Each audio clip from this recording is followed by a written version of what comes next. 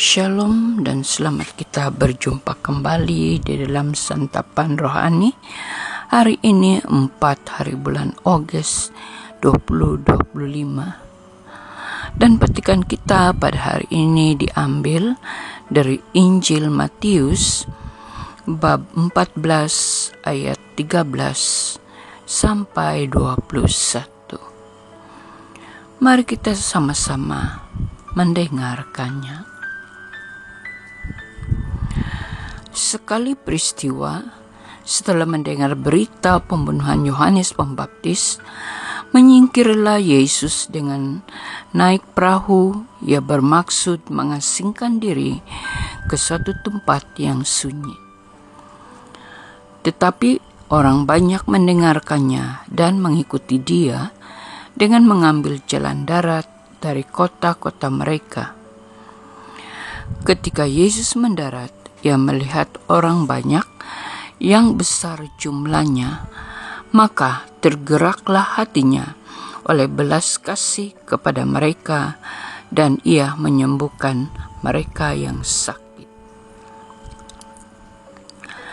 Menjelang malam, para murid Yesus datang kepadanya dan berkata, "Tempat ini sunyi dan hari sudah malam. Suruhlah orang banyak itu pergi supaya dapat membeli makanan di desa-desa." Tapi Yesus berkata kepada mereka, "Mereka tidak perlu pergi, kalian saja memberi makan mereka." Jawab mereka, "Pada kami hanya ada 5 buah roti dan 2 ekor ikan." Yesus berkata, "Bawalah kemari." Lalu disuruhnya orang banyak itu duduk di rumput. Setelah itu ia mengambil ke-5 buah roti dan ke-2 ekor ikan, sambil menengadah ke langit, diucapkannya doa berkat, dibagi-baginya roti itu dan diberikannya kepada para murid. Para murid lalu membagi-bagikannya kepada orang banyak. Mereka semua makan sampai kenyang. Kemudian potongan-potongan roti yang sisa dikumpulkan sampai 12 bakul penuhnya. Yang turut makan kira-kira 5.000 orang pria, tidak termasuk wanita dan anak. Injil Tuhan. Terpujilah Kristus. Saudara-saudara yang terkasih,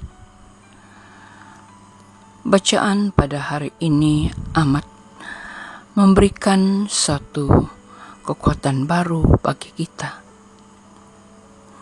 bahwa Yesus selalu datang membawa harapan, penghiburan, dan kelegaan. Apatah lagi hatinya selalu tergerak oleh belas kasihan di saat orang berbondong-bondong mencari Dia. Kemanapun Yesus pergi, Ia selalu memberikan perhatian kepada orang sakit, menderita, yang terpinggir. Hatinya selalu tergerak oleh belas kasihan. Pada saat Yesus ingin mengasingkan diri, pergi ke suatu tempat yang sunyi, tetapi diketahui oleh orang banyak, maka mereka mengikuti Dia, bahkan berusaha mencapai dan mendekati Dia. Nah, saudara-saudara yang terkasih, ini berarti bahwa orang merindukan Yesus, bahwa orang banyak ingin mau berkomunikasi dengan Dia dan sungguh-sungguh mau mendekatkan diri kepadanya. Apa yang dapat kita pelajari di sini, di dalam renungan ini, ialah bahwa pada saat mereka mau menemukan Yesus, apakah yang membuat banyak orang tertarik pada Yesus? Apakah karena mereka melihat pribadinya, pakaiannya, atau dari segi wataknya?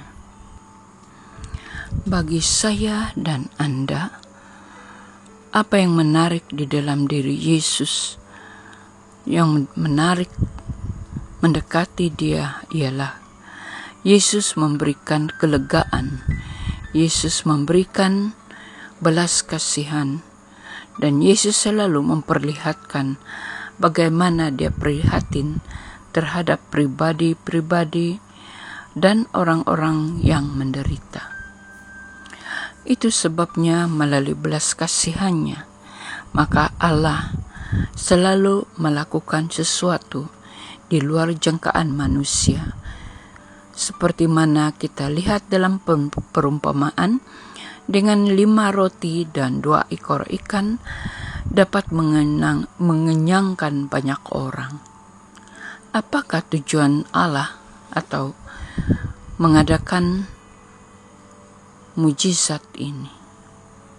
Tujuan utamanya ialah untuk menunjukkan kepada seluruh umat bahwa kemuliaan Tuhan itu sungguh nyata. Kemuliaan Tuhan itu terjadi tidak hanya dalam perjanjian lama, tetapi juga dalam perjanjian baru, seperti mana kita dengar Injil pada hari ini. Nah, karena tergerak oleh belas kasihan itu, Yesus melakukan mujizat, disebabkan Yesus mengasihi banyak orang, dan itulah caranya untuk memenangkan jiwa-jiwa yang datang kepada Dia. Seperti mana dalam perjanjian lama, mujizat terjadi guna menyatakan penyelenggaraan Tuhan yang maha besar. Dan demikian pula dalam perjanjian baru, kebesaran dan kemuliaan Tuhan disampaikan melalui karya Yesus yang menyembuhkan banyak orang sakit, bahkan memberi makan kepada 5.000 orang. Dan inilah merupakan bentuk kasih Yesus yang menyelamatkan orang-orang yang lemah, yang kecil, berdosa, melalui kuasa-Nya. Marilah kita syukuri sabda Allah pada hari ini, bagaimana dengan belas kasihannya itu Dia melakukan mujizat dan memberi makan 5.000 orang. Saudara-saudara terkasih, mari kita syukuri dan kita doakan semoga iman kita terus bertumbuh di dalam harapan dan kasih Allah. Amin.